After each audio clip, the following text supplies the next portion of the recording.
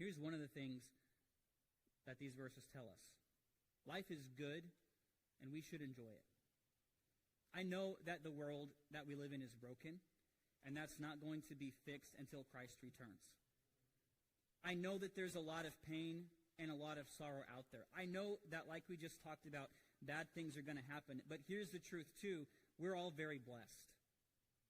Everyone in this room is a blessed person. We probably, all of us, have a home that we're going to go home to, where we're going to be warm or cool or whatever temperature we want to be.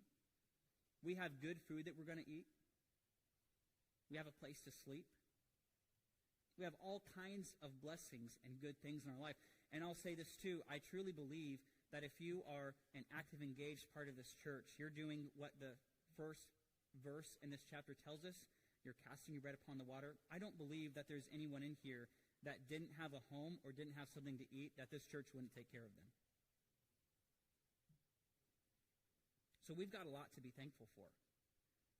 Even something as simple as this, verse 7 tells us, the light is sweet, and a pleasant thing it is for the eyes to behold the sun. You can be the poorest person in this room, but when it's a nice day out, you can enjoy the weather just like everybody else.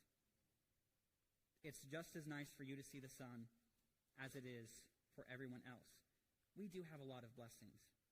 And one thing I want to emphasize, sometimes people will use this phrase, and I understand what they mean, but I think it's misguided. They'll say something along these lines.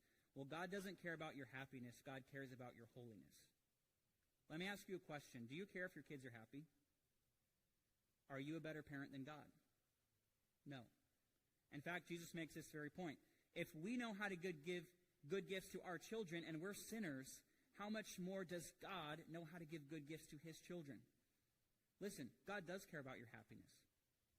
Now, God doesn't want you to pursue happiness at the expense of holiness. But here's the thing. Holiness and happiness aren't competing with each other. You don't have to choose to be holy or happy. If you want to be happy, you've got to be holy. And the more holy you are, the happier you're going to be. So God does care about our happiness. And he tells us to rejoice.